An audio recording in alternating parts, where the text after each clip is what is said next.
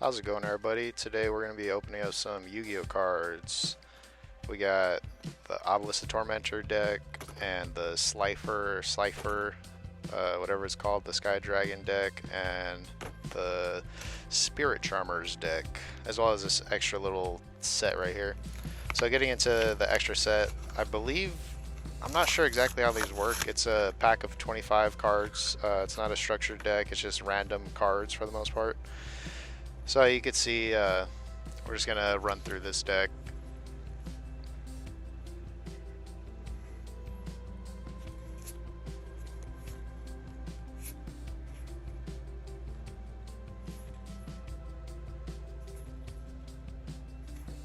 Some pretty interesting cards. I mean, nothing too crazy. That one's pretty cool. The Rainbow Dark Dragon. A few of them are pretty familiar. To be honest, I haven't really done any kind of crazy Yu-Gi-Oh lore research in at least the last 10-15 years. Ever since I was a kid and I was actually collecting and watching the show. There's a Blue Eyes White Dragon. Pretty exciting. It's unfortunate that it's not the OG design, but it's still a cool card to get. Alright, so this is the first deck we're going to be getting into. Unfortunately, I was too excited and I got into this deck beforehand, so there is no crisp unboxing and watching me take the wrap and stuff off of it. But this is the deck. Lots of nostalgia in this deck. This is actually, when I was going through this deck the first time, it's what kind of prompted me to do this video, because there's so much, just such huge bursts of nostalgia that is like, yeah, I gotta get the other God deck and see what that one's about. Kind of sucked me back in the Yu-Gi-Oh rabbit hole.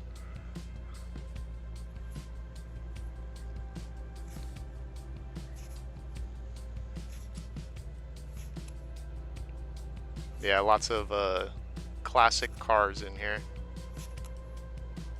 Some new ones for sure, but yeah, it brings back some good memories.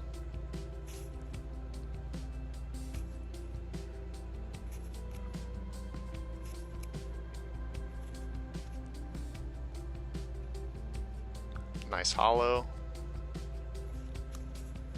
Some more hollows. They're just one after another. Hollow spell card. So that's the Obelisk deck. We're going to be moving on to the Slifer, the Sky Dragon. Slifer, Swiper. I don't know. Rip into this thing.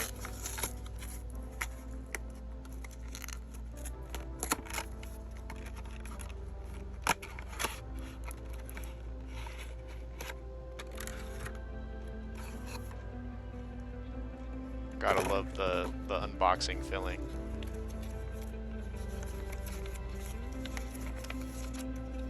This is a little poster thing that came in both decks. Pretty sweet. I mean, the reason why I fell in love with Yu-Gi-Oh as a kid was just the art. The art's so cool. Especially in comparison to, like, I mean, Pokemon's cool and all, but when you look at the contrasting art styles, it's very much more gives the appearance of like a more mature, darker art style.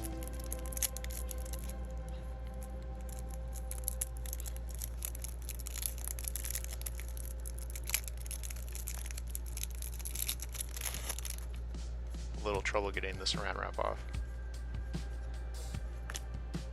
Alright, let's get into this deck.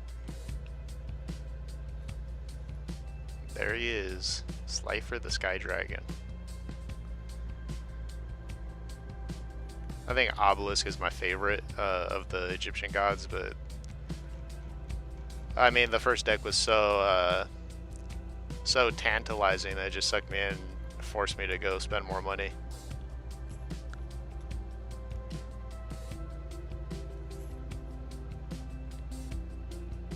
There's all the hollows. Some beautiful art.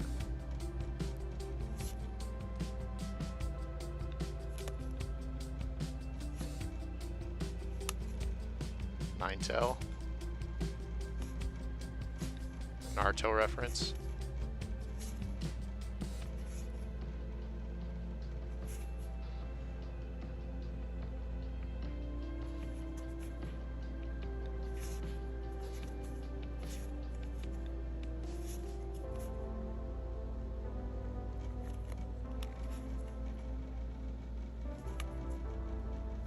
Some of these cards are so wild looking.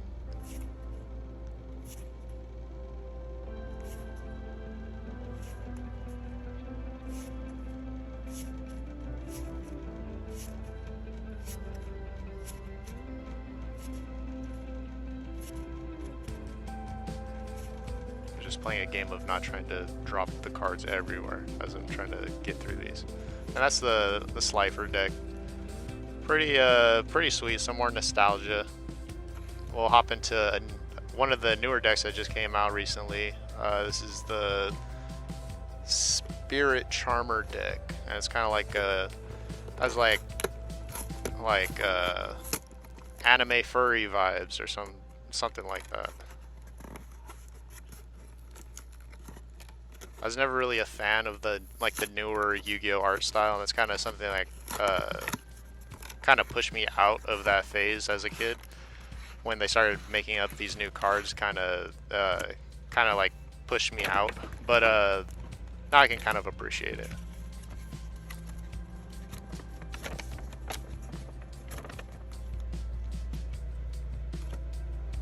And getting into this deck now, some pretty cool art, honestly.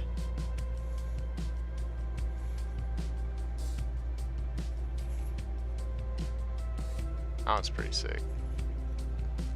That one's probably the sickest card in the whole deck, honestly. I mean, even the spell cards, like, it looks so sick.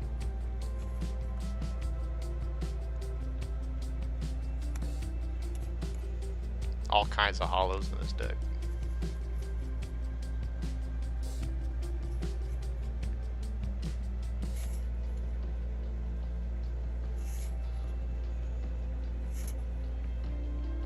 Yeah, the theme of this deck is definitely interesting, I'd say.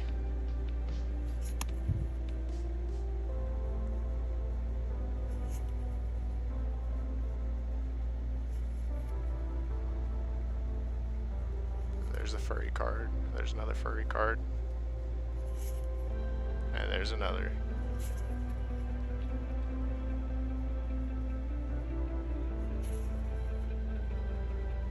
It's pretty sick. There's some nostalgia.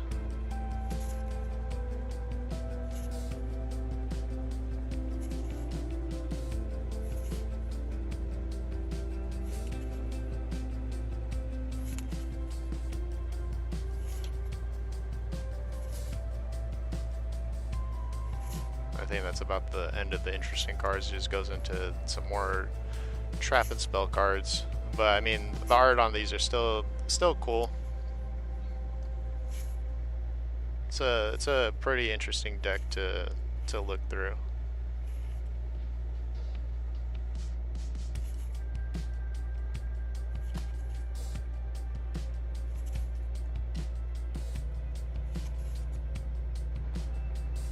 And we are finishing strong with some more creature cards.